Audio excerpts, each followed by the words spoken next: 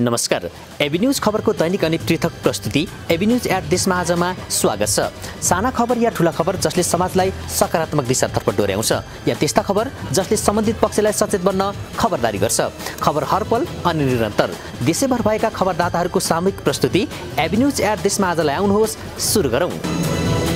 नेपालमै पहिलो पटक गुल्मी दरबार गाउँपालिका पोषण मैत्री स्वास्थ्य संस्था युक्त गाउँपालिका घोषणा भएको छ। लुम्बिनी प्रदेश सभा सदस्य धनेन्द्र कार्कीले पोषण मैत्री स्वास्थ्य संस्था युक्त गाउँपालिका घोषणा तथा प्रतिबद्धता गराएका छन्। घोषणा सभालाई सम्बोधन गर्दै प्रदेश सभा सदस्य कार्कीले अभियानको दिगोपनका लागि र त्यसको निरन्तरतामा जोड दिए। गुल्मी दरबार गाउँपालिकाका दिवंगत तत्कालीन गाउँपालिका अध्यक्ष अशोक कुमार थापा सहितको नेतृत्वले स्वास्थ्य क्षेत्रको पञ्चवर्षीय दीर्घकालीन योजना बनाउँदा पोषण तथा मातृ शिशु सेवा प्राथमिकता दिएको थियो। महिनावारीका लागि सुरक्षित सामग्री युक्त विद्यालय क्षेत्र गाउँपालिका घोषणा, नेपालमै पहिलो पटक एकीकृत पोषण सम्बन्धी कस्तो छ आमा कार्यक्रमको सुरुवात, बर्थिङ सेन्टर सञ्चालनका साथै बलिथुम स्वास्थ्य चौकीलाई लुम्बिनी प्रदेशमै पहिलो पूर्ण पोषण मैत्री स्वास्थ्य संस्था घोषणा लगायतका महत्वपूर्ण कार्यक्रमहरू सञ्चालन गरिएको गाउँपालिका अध्यक्ष सरोज कुमार थापाले बताए। झापाको बिर्तामोड नगरपालिकाले वडा नम्बर 5 मा रहेको बुधबारे हटियाका अव्यवस्थित घर टहरामा डोजर चलाएको छ।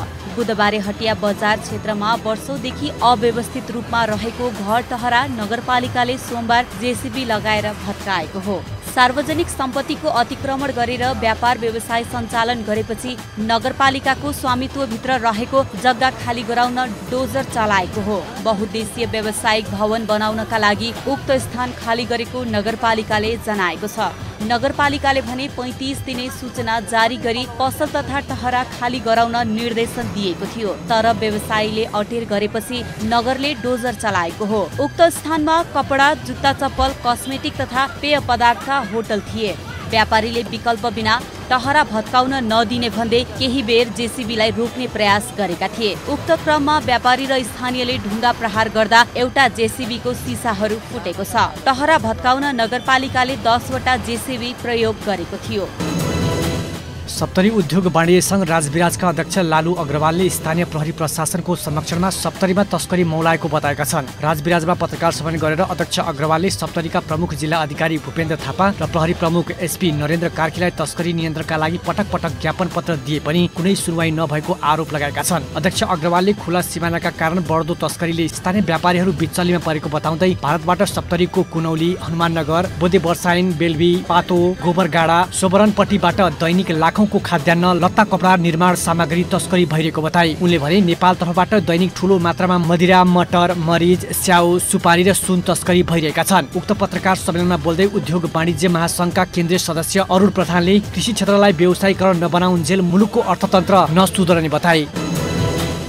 पर्वतको महाशिला गाउँपालिकाले महिला स्वयंसेवक मार्फत विकास निर्माणका काम गराउँदै आएको छ। टेन्डर बाहेकका गाउँपालिकाले गर्ने अधिकांश योजनामा महिलाहरू मात्रै सहभागी हुने गरेका छन्। पुरुषहरू वैदेशिक रोजगारमा जाने र गाउँमा महिलाहरू हुने हुँदा उनीहरूबाट विकास निर्माणका कार्यहरू गरिने भएको हो। अहिले विकास निर्माणमा महिलाको संख्या उल्लेख्य हुने गरेको छ। विकास निर्माणका लागि चाहिने ज्ञान, सिप सहितको तालिम दिलाएर गाउँपालिकाले गाउँका महिलाहरूलाई विकास निर्माणका काममा लगाउने गरेको छ। दैनिक 700 ज्याला आयोजनाका कामहरू गर्ने गरेको निर्माण स्वयंसेवक ईश्वरी भण्डारी र सन्तु सुनवारले बताए। हरेक वर्ष भदौदेखि ज्येष्ठसम्म मासिक 15 दिन गाउँपालिकाले विभिन्न योजनामा लगेर काम दिने गरेको निर्माण स्वयंसेवकहरूले बताएका छन्। गाउँपालिकाका प्रमुख प्रशासकीय अधिकृत हरिपराज हुलीले गाउँपालिकाले आवेदन खुला गरेर स्वयंसेवकलाई तालिम दिएर विकास निर्माणका काममा लगाउने गरिएको जानकारी दिए। गाउँ बस्तीमा पुरुषहरू कम बस्ने तथा वैदेशिक रोजगारका लागि देश बाहिर जाने गरेका कारण आफूहरूले महिलाहरूबाटै विकास निर्माण काम गराउँदै आएको पराजुलीले बताए। कालोपत्रे सडकले नछोएको गाउँपालिकामा अधिकांश कच्ची सडक पुगेको छ भने कच्ची सडकको मर्मत सम्बार वर्षातले भेल कटाउने तथा अन्य सिँचाइ कुलो पोखरी निर्माणमा महिला स्वयंसेवकहरूले गर्ने गरेका हुन्। बागलुङ जिल्लाको ताराखोला गाउँपालिकाका अध्यक्ष धनबहादुर विकले आफ्नो 1 वर्षको तलब भत्ता बापत जम्मा भएको 4,48,080 रुपैयाँ सहयोग गरेका छन्। अध्यक्ष विकले निजी सहयोगी, जनयुद्धका घाइते, पालिकाको शैक्षिक कोष, आफ्नो राजनीतिक दल र पालिकाका एक पत्रकारलाई सहयोग हस्तान्तरण गरेका हुन्। उनले आफ्ना निजी सहयोगी धनबहादुर घटी मगरलाई 1,16,000 रुपैयाँ, जनयुद्धका घाइते बमबहादुर रोकालाई 70,000 रुपैयाँ, गाउँपालिकाको शैक्षिक कोष निर्माण स्थापना गर्न गुणस्तरीय शिक्षालाई 1,22,868 रुपैयाँ, जनप्रतिनिधिको 1 वर्षे कार्यकालको उपलब्धि सार्वजनिक पत्रकार सम्मेलनलाई 60,000 रुपैयाँ, ताराखोलामा रहेको जनमुखी न्युजका पत्रकार पूर्णभद्र न्युरोलाई 6,000 रुपैयाँ र नेकपा माओवादी केन्द्रलाई लेबी बापत 73,212 रुपैयाँ सहयोग गरेका छन्। निर्वाचनको समयमा आफ्नो तलब भत्ता र पारिश्रमिक बापतको रकम नलिने प्रतिबद्धता बमोजिम 1 वर्ष पुगेको अवसरमा आफूले पाउने सबै सेवा सुविधा वितरण गरेको अध्यक्ष विकको भनाइ छ। भ्रष्टाचारको घटनामा संलग्नलाई कडा कानुनी कार्यवाही गर्न माग गर्दै रामेछापको नागरिक समाजले विरोध र्याली सहित सरकारको ध्यान आकर्षण गराएको छ। जिल्लाका विभिन्न नागरिक संस्थाले नक्कली भुटानी शरणार्थी बनाई नेपाली नागरिकलाई तेस्रो मुलुकमा पठाउने कार्य लगायत स्थानीय तथा राष्ट्रिय स्तरमा चर्चामा आएको भ्रष्टाचार सम्बन्धी घटनामा सरकारका विभिन्न तहका केही उच्च पदस्थ व्यक्ति र उनका नातागोता समेत संलग्न भएको प्रति गम्भीर ध्यान आकर्षण भएको नागरिक समाजले जनाएको छ। मन्थली बजारबाट र्याली सहित जिल्ला प्रशासन कार्यालय पुगेका नागरिक अगुवाले सहायक प्रमुख जिल्ला अधिकारी अनुज घिमिरे मार्फत सरकारलाई ध्यानाकर्षण पत्र बुझाएका छन्। नीति निर्माता र राज्य सञ्चालक नै मानव तस्करी तथा अन्य भ्रष्टाचारजन्य आपराधिक गतिविधिमा संलग्न हुनु, राज्य व्यवस्था, शासन प्रणाली, राजनीतिक दलहरू र कानुनी शासनप्रति अविश्वास सिर्जना गर्ने, मुलुकको सार्वभौम सत्ता र नागरिकको आत्मसम्मानमा चोट पुर्याउने विषय भएको ध्यानाकर्षण पत्रमा उल्लेख छ। कोशी प्रदेशका उद्योग, कृषि तथा सहकारी मन्त्री भक्ति सिटौलालाई अलैँची व्यवसायीले व्यवसायी र कृषकको समस्याबारे जानकारी गराएका छन्। झापाको बिर्तामोडमा आइतबार नेपाल अलैँची व्यवसायी महासंघले मन्त्री सिटौलालाई बधाई तथा सम्मान ज्ञापन गर्दै व्यवसायी र कृषकको समस्याबारे अवगत गराएको हो। कार्यक्रममा अलैँची व्यवसायको गुनासोको सम्बोधन गर्दै मन्त्री सिटौलाले अलैँची कृषक तथा व्यवसायको समस्याका बारेमा आफू जानकार रहेको बताउँदै उनले नेपालमा अलैँची विज्ञ नरहेकाले अलैँची विज्ञ उत्पादन गर्न जरुरी रहेको बताए। कार्यक्रममा महासंघका केन्द्रीय अध्यक्ष निर्मल भट्टराईले मुलुकमा उत्पादन भएको 98% अलैँची बाहिर देशमा निर्यात हुने गरेको बताए। भारत लगायतका मुलुकबाट सुकमेल आयात भइरहँदा सोही प्रकारको उत्पादन अलैँची नेपाली बजारमा खपत नभएकाले खपत बढाउने र तेस्रो मुलुक निर्यात गर्ने वातावरण सरकारले बनाउनु पर्नेमा जोड दिएका थिए। कार्यक्रममा स्वागत गर्दै महासंघका उपाध्यक्ष सुभाष भट्टराईले निर्यातजन्य कृषि वस्तुमा अलैँचीले प्रमुख भूमिका निर्वाह गरेकाले अलैँचीको प्रवर्धन, बजारीकरण र निर्यात सहज बनाउन सरकारले स्वामित्व ग्रहण गर्ने पर्नेमा जोड दिएका थिए। कार्यक्रमको सञ्चालन महासंघको महासचिव नारायण प्रसाद चिमरियाले गरेका थिए। नेपाल मगर संघ जिल्ला समन्वय समिति रामेछापको 8औं जिल्ला अधिवेशन मन्थलीमा सम्पन्न भएको छ। अधिवेशनले लाल बहादुर थापा मगरको अध्यक्षतामा सर्वसम्मत नेतृत्व चयन गरेको छ। संघको उपाध्यक्षमा तारा रोइखा मगर र अनन्त मगर निर्वाचित भएका छन्। त्यस्तै सचिवमा जीवन राणा मगर, सहसचिवमा रामहरि जर्घा मगर र कोषाध्यक्षमा भीमलाहे मगर तथा सहकोषाध्यक्षमा अञ्जना राणा मगर निर्वाचित भएका छन्। त्यस्तै सदस्यहरूमा अजय कुमार थापा मगर, बिहानी मगर, रीता कुमारी थापा मगर, पदम बहादुर पुलामी मगर, रबिन थापा मगर, राम पुलामी मगर, मोती बहादुर थापा मगर र सविता रोसान मगर निर्वाचित भएका छन्। संघका अध्यक्ष शिवसागर मगरको अध्यक्षता तथा संघका केन्द्रीय महासचिव टेकराज नामजाली मगरको प्रमुख आतिथ्यतामा भएको उद्घाटन कार्यक्रममा मन्थली नगरपालिका प्रमुख लभ श्रेष्ठ, संघका केन्द्रीय उपमहासचिव होमराज खपाङ्गी मगर, मगर विद्यार्थी संघका केन्द्रीय महासचिव चन्द्र थापा मगर लगायतले बोलेका थिए। टोखा नगरपालिका 1 झोर महाकाल फुलबारीमा अवस्थित गुप्तेश्वर महादेव मन्दिरको संरक्षण प्रवर्धन गर्न जेष्ठ 9 गतेबाट जेष्ठ 17 गतेसम्म श्रीमद् भागवत सप्ताह ज्ञान महायज्ञको आयोजना गरिएको छ। महायज्ञको आरम्भ गर्न मंगलबार कलश यात्राको समेत आयोजना गरिएको छ। सप्ताह ज्ञान महायज्ञ व्यास आचार्य श्री सर्वेश्वर शरण सुवेदीका मुखार बिन्दुबाट वाचन तथा उपवाचक श्री सबिन शाश्वत लामिछानेज्यूको सुमधुर मुखार बिन्दुबाट पाठ पारायण हुने श्रीमद् भागवत सप्ताह ज्ञान महायज्ञ सफलताका साथ सम्पन्न गर्न विविध क्षेत्रका महानुभावहरूलाई समावेश गरी 167 जना सदस्यहरू रहेको श्रीमद् भागवत सप्ताह ज्ञान महायज्ञ मूल समारोह समिति तथा 91 सदस्य सल्लाहकार समिति तथा 55 सदस्य कार्य सम्पादन समिति समेत गठन गरिएको छ। सप्ताह महाज्ञान प्रत्येक साँझ 7 बजेदेखि 8 बजेसम्म कथा वाचन गरिनेछ। सप्ताह ज्ञानबाट सङ्कलन भएको रकमबाट शिवपुरी नागार्जुन राष्ट्रिय निकुञ्जको काखमा अवस्थित गुप्तेश्वर महादेव मन्दिर संरक्षण गर्नमा प्रयोग हुने आयोजकले जनाएको छ। झापाको बिर्तामोडमा भारतीय कम्पनी टाटा मोटर्सले आफ्नो विद्युतीय कारको पछिल्लो संस्करण नेक्सन इभी म्याक्स सार्वजनिक गरेको छ।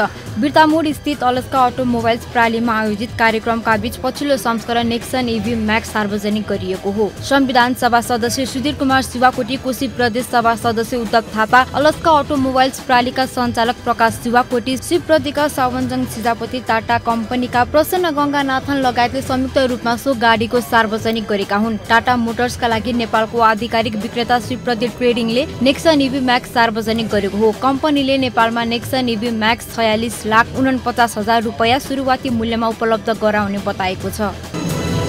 ज्येष्ठ नागरिकहरूलाई राज्यले दिएको अधिकारहरूका विषयमा जानकारी साथै सन्ततिहरूले गर्नुपर्ने कर्तव्य विषयमा केन्द्रित कानूनी सचेतना कार्यक्रम इटहरीमा आयोजना गरिएको छ। राष्ट्रिय ज्येष्ठ नागरिक समाज केन्द्रीय कार्यालयको आयोजना तथा इटहरी उपमहानगरपालिकाको समन्वयमा ज्येष्ठ नागरिक कानूनी सचेतना कार्यक्रम गरिएको हो। इटहरी उपमहानगरपालिका वडा नम्बर 4 का वडाध्यक्ष भक्त लामाको प्रमुख आतिथ्य तथा राष्ट्रिय ज्येष्ठ नागरिक समाज कोशी प्रदेश इन्चार्ज खेमराज मरासिनीको अध्यक्षतामा भएको कानूनी सचेतना कार्यक्रममा ज्येष्ठ नागरिकसँग सम्बन्धित कानूनी विषय वस्तुमा सहजीकरण गरिएको थियो। इटहरी क्षेत्रका ज्येष्ठ नागरिकहरूको सहभागिता रहेको सचेतना कार्यक्रममा कानूनी विषयका साथै सन्ततिहरूले आफ्ना अभिभावक ज्येष्ठ नागरिकहरूलाई गर्नुपर्ने दायित्वका विषयमा समाजका केन्द्रीय अध्यक्ष चन्द्रकान्त अर्याल, उपाध्यक्ष राम पौडेल र केन्द्रीय सदस्य बालराम गेवालीले सहजीकरण गरेका थिए। कार्यक्रममा उद्योग वाणिज्य संघ इटहरीका अध्यक्ष जीवन पराजुली लगायतको सहभागिता रहेको थियो।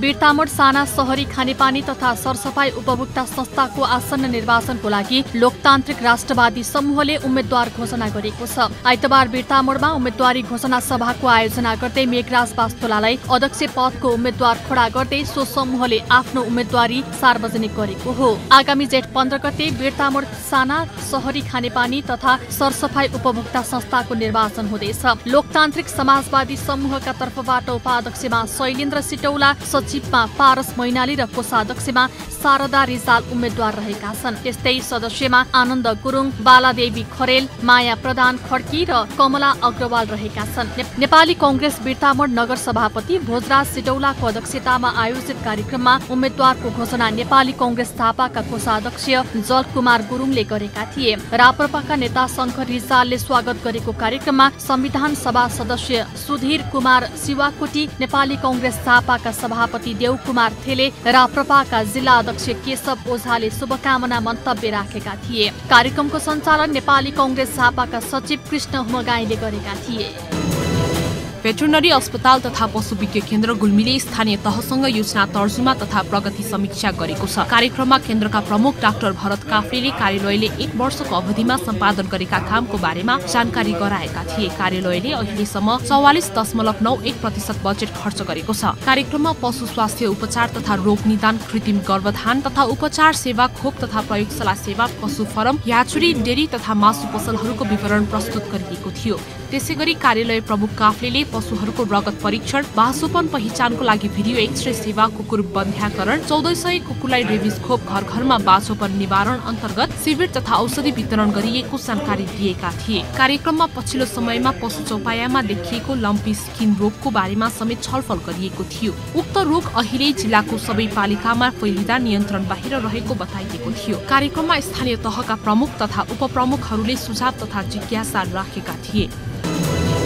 झापाको भद्रपुर नगरपालिकामा पत्रकारिता प्रशिक्षण कार्यशाला सम्पन्न भएको छ। भद्रपुर प्रेस क्लबको आयोजना तथा भद्रपुर नगरपालिकाको वित्तीय सहयोगमा शनिबारदेखि सुरु भएको कार्यशाला आइतबार सम्पन्न भएको हो। भद्रपुर नगरपालिकाका नगर प्रमुख गणेश पोखरेलले पत्रकारहरूको क्षमता वृद्धिमा थोरै भए पनि सहयोग पुगोस् भन्ने उद्देश्यले नगरको तर्फबाट बजेट प्रदान गरिएको बताए। उनले आगामी दिनमा थप सहयोग गर्ने प्रतिबद्धता समेत जनाए। कार्यक्रममा प्रमुख प्रशिक्षक युवराज गौतम, क्लबका निवर्तमान अध्यक्ष गोविन्द चन्द छेत्री लगायतले मन्तव्य राखेका थिए। त्यस्तै सहभागीको तर्फबाट ईशा प्रधान र दिलीप राईले कार्यशालाबाट धेरै ज्ञान हासिल भएको बताउँदै नगरपालिका र आयोजक भद्रपुर प्रेस क्लबलाई धन्यवाद दिए। क्लबका अध्यक्ष राजबाबु शङ्करले नगरपालिकाको वित्तीय सहयोग एवं सबैको सहयोगबाट कार्यक्रम सफल भएको बताउँदै धन्यवाद ज्ञापन गरे। पहिलो दिनको वरिष्ठ पत्रकार युवराज गौतम र दोस्रो दिन पत्रकार महासंघ झापाका सचिव